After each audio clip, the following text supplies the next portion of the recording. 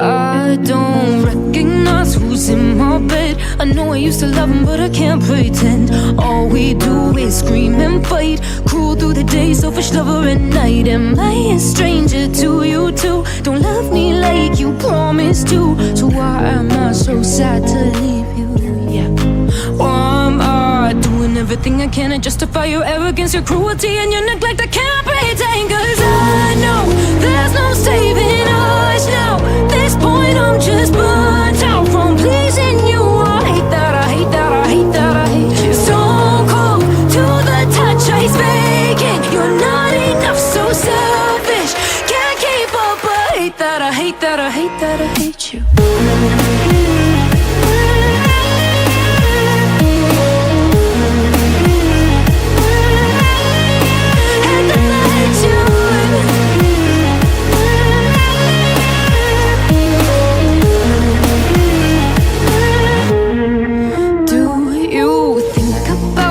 Like I do, isn't me in your mind when you were someone new?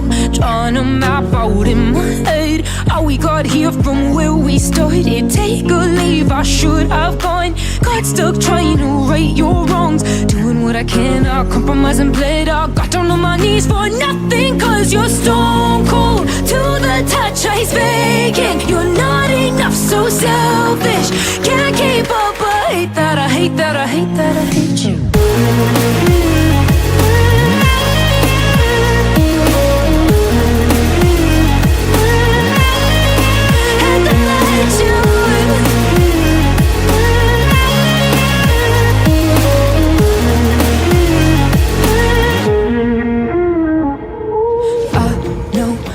No saving us now. This point I'm just burnt out from pleasing you, from pleasing you, from pleasing you. I know there's no saving us now. This point I'm just burnt out from pleasing you, from pleasing you, from pleasing you. I know there's no saving us now. This point I'm just I hate that I hate you.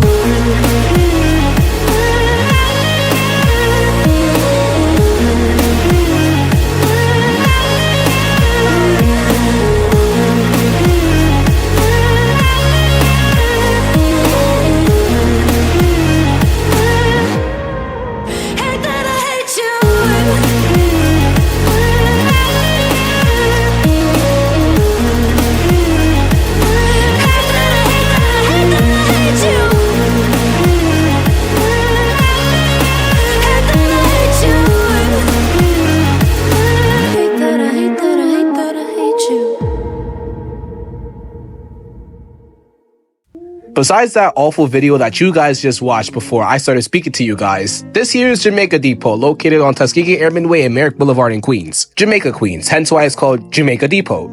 Home of the Q3, Q4, Q5, Q17, Q30, Q42, Q77, Q84, and Q85 buses. They have pretty much standard fleet, all 40-footers by the way, those being LFSs and Excelsiors. LFSs being built by Novabus and Excelsiors being built by New Flyer. They have 2011, 2015, 2019, and even 2022 LFSs. They currently also have 2019 XD40s, which back then, the XD40s made up the majority of Jamaica's bus fleet, and now, nothing, just 16 left. It's the minority now, actually. And yeah, they even have 2019 LFSs that I stated before. Those came from Castleton. That's because for whatever reason, they decided to give around 20 of their LFSs from 2022 over to Castleton in exchange for their 2019s from Castleton. This is pretty recent, by the way, just why I'm talking about it, so.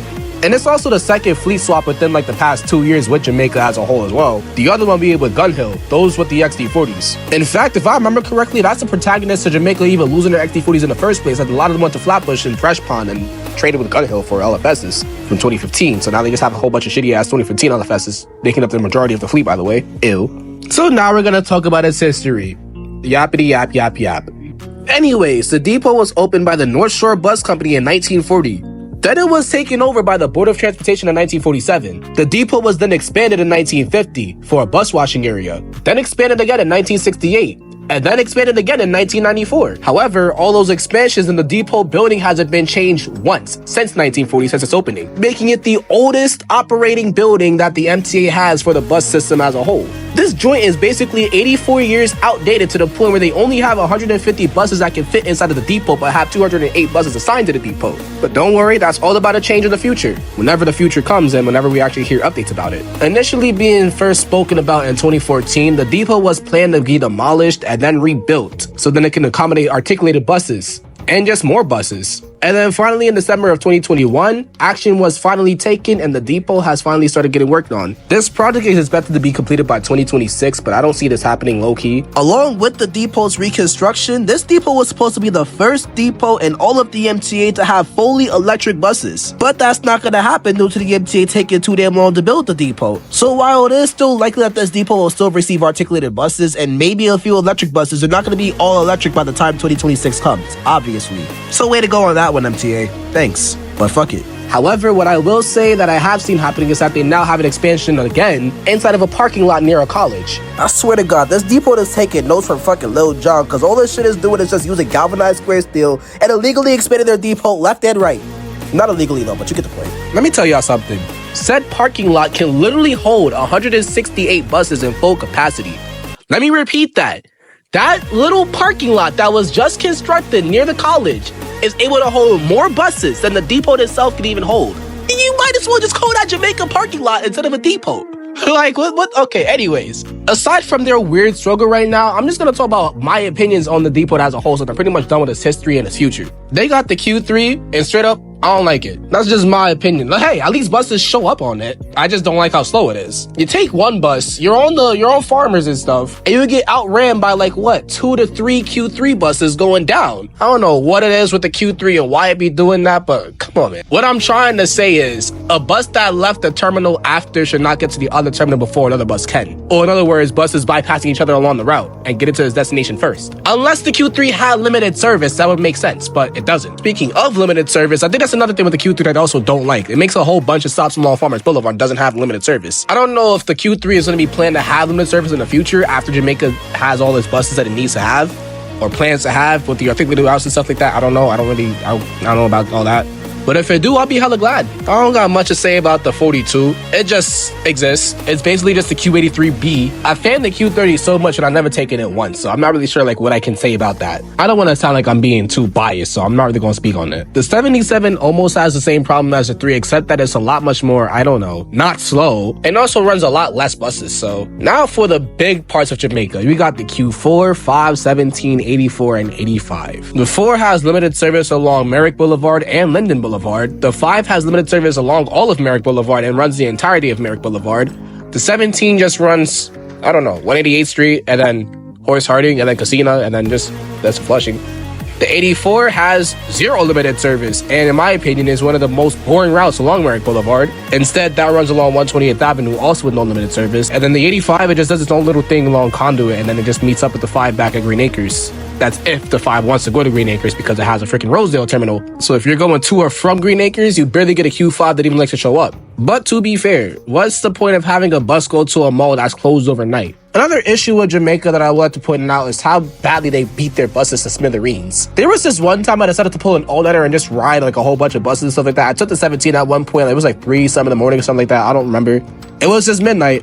I got this one up doing the 17 and the bus turned off and on like damn near 11, 17 times. I forgot, bro. Off and on almost every 5 blocks. I still got the video to prove it to this day. Or I should say videos. In fact, I think this is why the entire fleet swap between Castleton and Jamaica happened, along with the fleet swap in between Gun Hill and Jamaica also happened, to preserve their mileage. It's not like they can just clear their miles, because once the bus is beat the fuck up, you can't really go back from it, unless you do heavy long-term maintenance on it.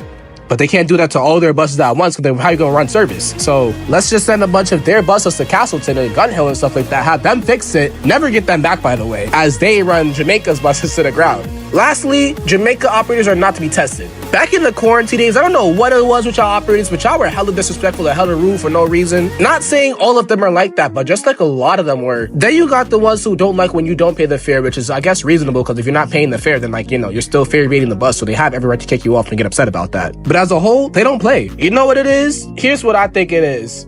The Q17 ends way too close to the Q24. So they meet a whole bunch of Q24 operators with the 17 operators, and they influence from their behavior and bring that East New York energy onto that Jamaica bus. And they have their whole demeanor change.